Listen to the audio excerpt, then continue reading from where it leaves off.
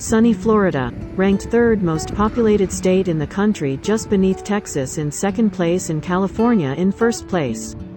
Florida is surpassing New York City.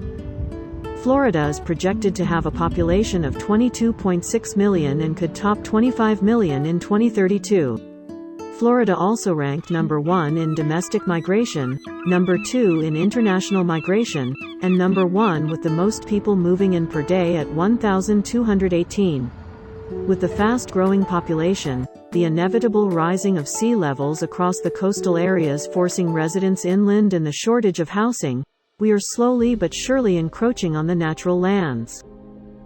Florida is home to an amazing array of fish, wildlife, and the habitats in which they live and thrive.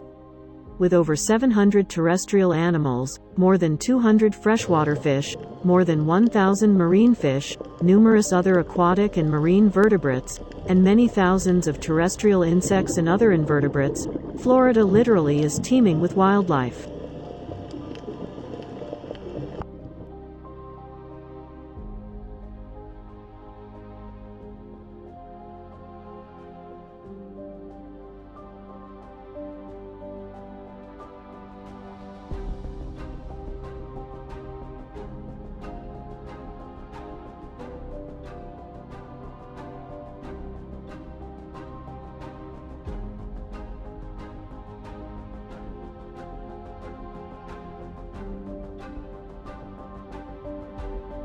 The Everglades spans across 1.5 million acres that stretches over the southern part of Florida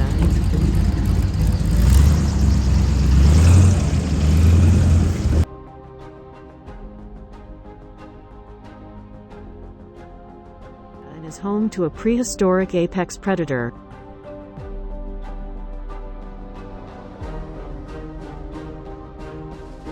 The species, scientists say, is more than 150 million years old, managing to avoid extinction 65 million years ago when their prehistoric contemporaries, the dinosaurs, died off. Untouched by evolution. Built to endure.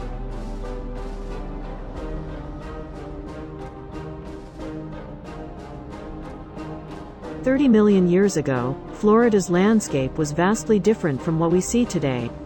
In fact, prior to the end of the Cenozoic era, most of the state was underwater.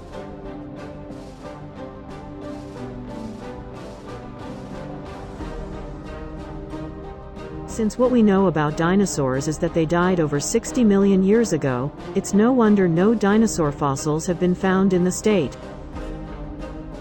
Once Florida emerged from the sea, it became home to prehistoric animals.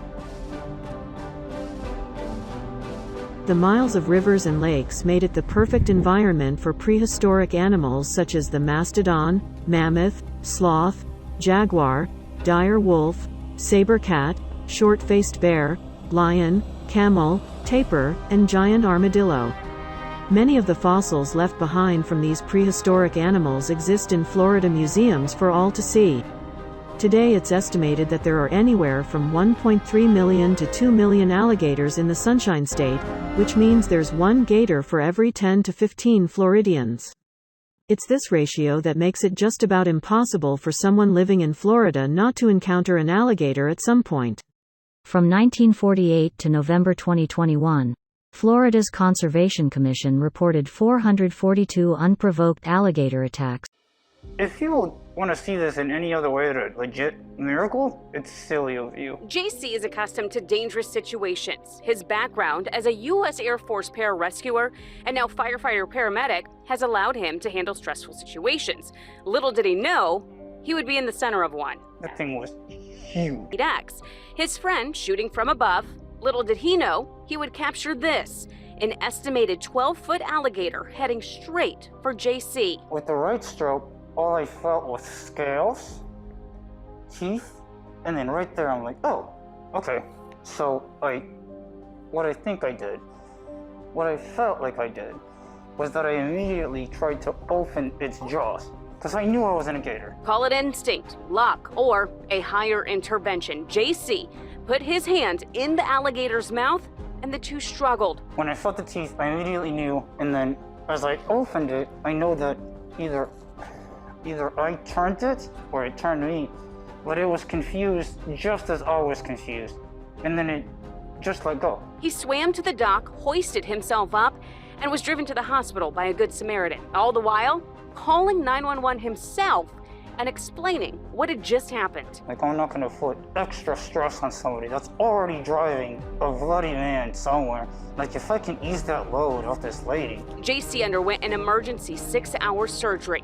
He'll need another one in the future, and wears this helmet to protect the right side of his head.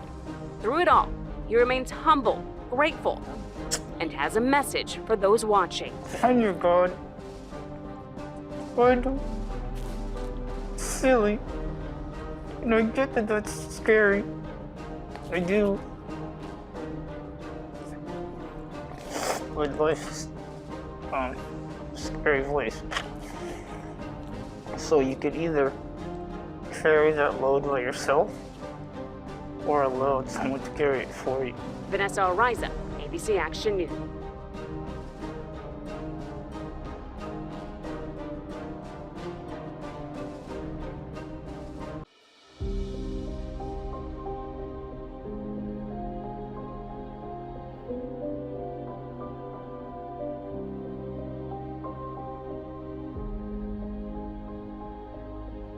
Hello, this is 911. 911, there's a woman in the lake, the alligator's daughter, and she's dealing a seat.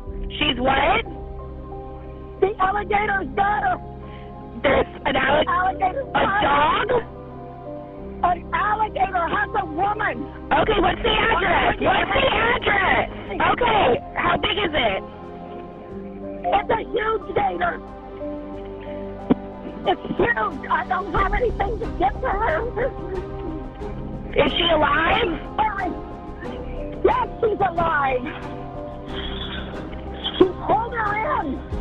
She's holding her in the lake. Okay, hold on, ma'am. I'm gonna transfer you over to the fire department, okay? What's your name? It's too late. It's too late. Oh my God. Did you pull her under?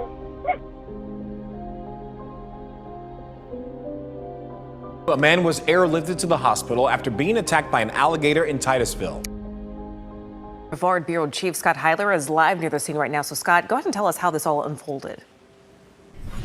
Yeah, it's quite amazing. The call came in just before 2 o'clock to the Great Outdoors RV and Golf sprawling complex here, 2,800 acres big. Now, the call came in saying that a man was attacked by a gator, losing his leg from the knee down. What happened in the 2 hours after that call captured from our Chopper 2. FWC officers and Brevard Sheriff's deputies have been tracking a gator on the scene in a canal with rifles. Then clearly visible, an alligator with a human foot protruding from the end of his mouth. At least 4 shots were fired, then a great deal of blood was in the water. After that, an FWC officer retrieved what was clearly a foot and part of the leg. We're not showing the footage of this out of respect for the victim and his family. Then the officers pulled a gator on shore, and later a second gator was killed as well. Both of them, one clearly larger than the other, loaded into the back of a FWC pickup truck and hauled off the scene. The victim was airlifted from right here near the Great Outdoors to the Holmes Regional Medical Center down south in Melbourne. FWC says they're investigating this incident to see exactly what happened. Reporting live in Titusville. As population and development have increased in Florida, scientists say, so too have alligator attacks. Using simple pairwise linear regression, we found that only human population size was a reliable predictor of alligator attack rates in Florida during the period 1988 to 2016.